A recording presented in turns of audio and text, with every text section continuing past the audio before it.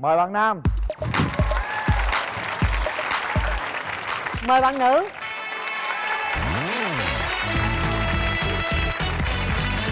Bây giờ mình giới thiệu về mình đi bạn trai. Em tên là Võ Văn Hiệp. Em đến từ Bà Rịa Vũng Tàu. Hiện tại thì đang sinh sống và làm việc tại thành phố Hồ Chí Minh. Công việc hiện tại của em là đang hỗ trợ bộ phận kinh doanh của tại ngân hàng Sacombank. Em bao nhiêu tuổi? Dạ 30 ạ. Mời bạn gái. Dạ, em chào chị Cát Tường ạ. Dạ, anh Quyền Linh ạ. Em chào quý vị khán giả. Chào bạn nam bên kia ạ. Em tên là Lê Thị Thảo. Em 31 tuổi ạ. Em làm kế toán tại thành phố Hồ Chí Minh. Quê em ở Lâm Đồng. Mình có ngại quen bạn trai mình nhỏ hơn mình một chút xíu không? Dạ, miễn sao người đó chín chắn và có suy nghĩ. Không vấn đề gì hết ha. Rồi, điểm mạnh điểm yếu của em là gì? Điểm mạnh của em á là tính em là thẳng thắn và em biết nấu ăn.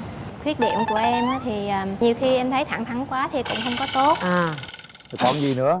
Bạn gái run quá. Em Bình tĩnh thôi, có gì đâu, không có gì run hết. Bạn trai hát được không em? Tặng bạn gái một bài, bạn gái đang hồi hộp. Dạ không phải thị trường nhưng mà một chút xíu chắc cũng được ạ. Nhiều khi anh thường mơ một mình ngồi ngẩn ngơ, chúng ta sẽ được sống trong ngôi nhà đầy trẻ thơ.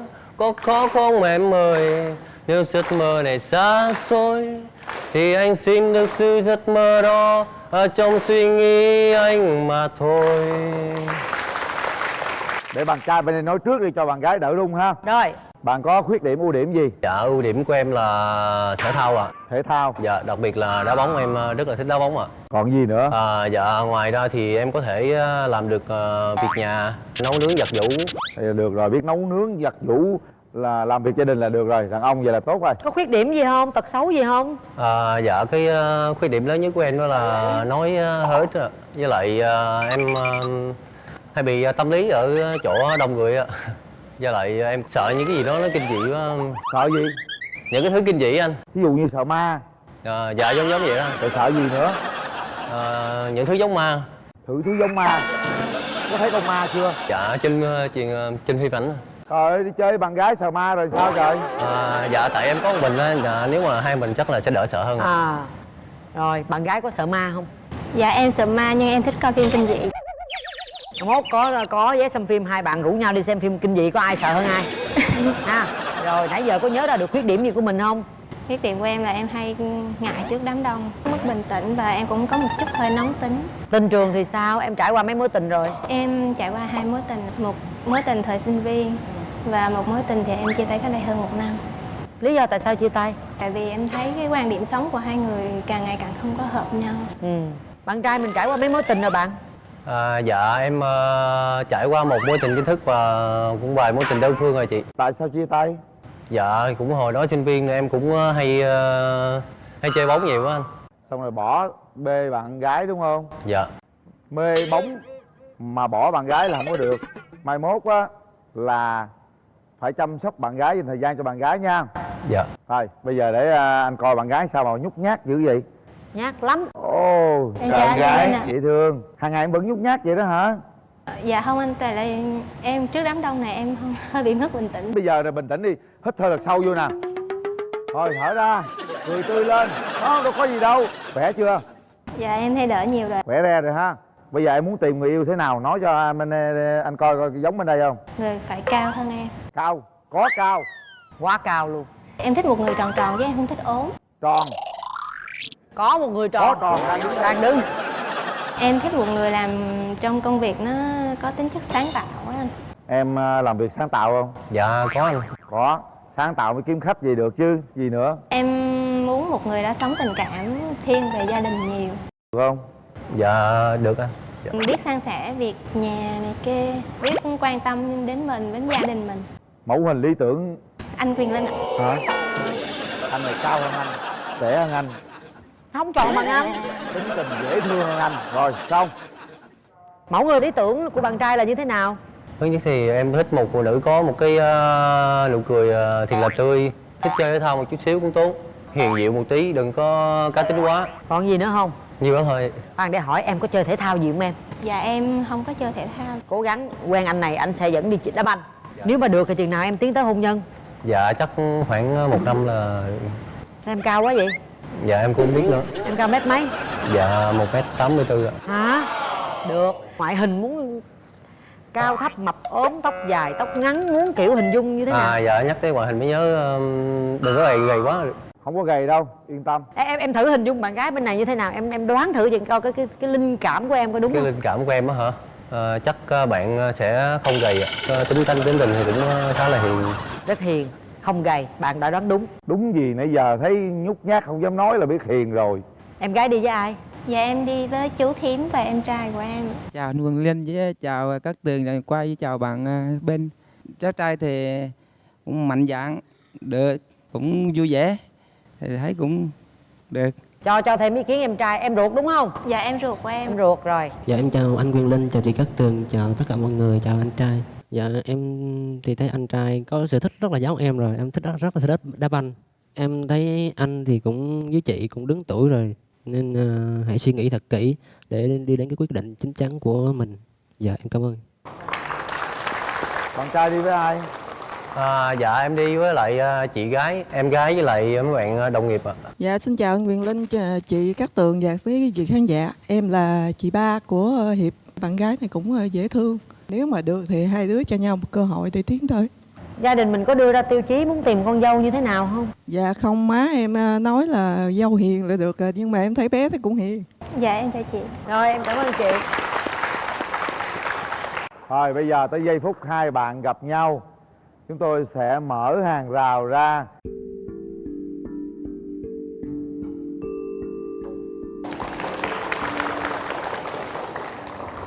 Rồi gửi tặng em. Dạ rồi em cảm ơn anh. Quá cao. 2 món quà nhỏ này là em tự tay em làm để gửi cho anh chị. À vậy hả? Em tự thêu đó hả? Dạ em tự làm ạ. Rồi cảm ơn em nhiều. Cha, dễ thương Còn quá. đây là món quà mà em đêm hôm qua em thức cả đêm để làm cho anh. Hy vọng là nó vừa với anh. Rồi cảm ơn em nhiều. Cái gì vậy? Cái đó là cái gì mà làm cả đêm tặng vậy? Mở ra coi thử Anh coi. mở ra xem được không? Dạ được ạ. Một cái nón len chị. Đẹp quá. Đội vào đi em, đội vào. Ồ. Quá đẹp luôn. Đội vừa đội sâu quá, tao tưởng đi tu. Anh có thích món quà nào không ạ? Thích em, đẹp. Em khéo tay quá. Bữa nào làm cho anh mấy cái nữa nha. Chi vậy? Làm cái làm chi mấy cái? Tao thức nguyên đêm mới làm được cái đó đó. Chúng ta bắt đầu trò chuyện đi các bạn. Em có muốn hỏi gì không? Em thích một người đàn ông chủ động hơn. Trước tiên thì anh thấy em rất là hiền và dễ thương. Em ở Lâm Đồng đúng không? Dạ đúng rồi. Có gần thành phố Đà Lạt không? Dạ không, em ở gần Bảo Lâm ạ. Anh cũng có một dịp để đi lên trên đó, tại anh cũng chưa lên Đà Lạt bao giờ, nghe nói Đà Lạt đẹp hơn. Lại nghe nói con gái Đà Lạt cũng đẹp. Dạ, thật ra em không phải gái gốc Đà Lạt. Cưới về thì tiền bạc ai giữ?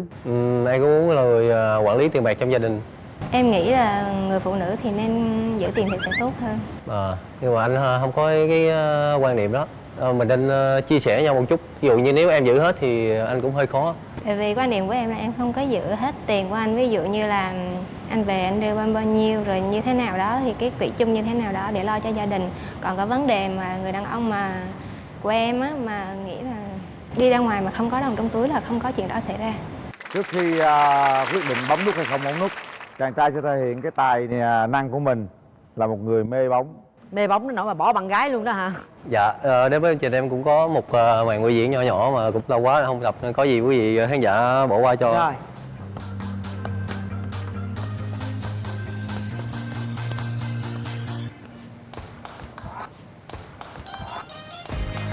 Wow.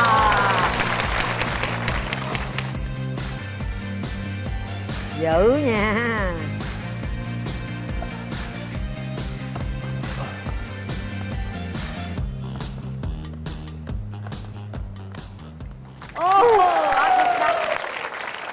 Ở đây là cái sân khấu rất là khó. Hơi nhỏ. Hơi nhỏ. Tập quá mà tập nó người yêu bỏ luôn mà. Hôm nay mê bóng gì mê nha, nhưng mà nhớ là phải chăm sóc cái người mình yêu thương, quan trọng lắm nha em trai nha. Đây, đặt tay vào nút bấm đi hai bạn. Suy nghĩ thật kỹ, bấm nút là hẹn hò, tìm hiểu và tiến tới hôn nhân. 1 2 3. Hết thời gian. Xin mời hai bạn.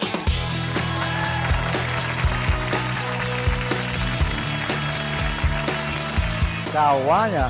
Chào. Các bạn làm tôi cũng giật mình, tưởng nó không ai bấm hết trơn chứ. Nắm tay nhau đi hai bạn. Nắm tay nhau thật chặt, giữ tay nhau thật lâu. Rồi, hôn nhau nào.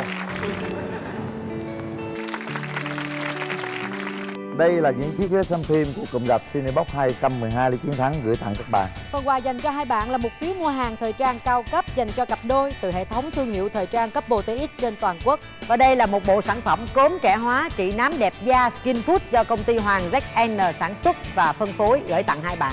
Một cặp gối cao su Đồng Phú thuộc tập đoàn Công nghiệp Cao su Việt Nam. Và đây là một phiếu giảm giá 25% khi các bạn mua bất kỳ một sản phẩm nào trên toàn quốc. Và đây là một chiếc TV Smart TV 40 inch trị giá là 6.990.000 đồng đến từ thương hiệu Akino, tinh hoa công nghệ, thăng hoa cảm xúc.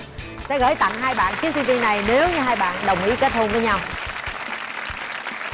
Rồi. Ngọn lên về cho nó Ấm. Đó. Như vậy là chúng tôi đã hoàn thành nhiệm vụ của chúng tôi ngày hôm nay. Hai cặp đôi đã bấm nút. Không biết họ có gửi thiệp cưới cho tôi không? Chúng tôi cũng rất mong điều đó. Khán giả theo dõi chương trình Bạn Muốn Hẹn Hò cũng có thể có được phần quà là một chiếc Smart TV Akino 32 inch trị giá 4.690.000 đồng nếu như các bạn trả lời đúng câu hỏi của chúng tôi trên fanpage của chương trình Bạn Muốn Hẹn Hò. Câu hỏi như sau: bạn trai Văn Hiệp ở cặp đôi thứ hai đến từ đâu? A là Đồng Nai, B là Vũng Tàu, C là Bình Dương. Thêm một phần quà rất đặc biệt, một chiếc Smart TV Akino 32 inch trị giá là 4.690.000 đồng sẽ tặng cho một vị khán giả may mắn tại phim trường. Ông Mai bóc trúng lá thăm mà số thăm đó trúng với số thăm các bạn đang cầm trên tay.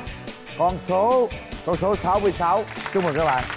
Và đây, phần quà dành cho bạn đó là một chiếc TV Smart TV 32 inch trị giá 4.690.000 đồng đến từ thương hiệu Akino, tinh hoa công nghệ, thăng hoa cảm xúc đã thuộc về bạn. Chúc mừng em, rất là may mắn. Kính thưa quý vị, và bây giờ thì thời lượng phát sóng của chương trình đã hết. Một lần nữa cảm ơn nhãn hàng Mắt Hè viên uống mọc tóc ngăn ngừa rụng tóc đã tài trợ cho chương trình.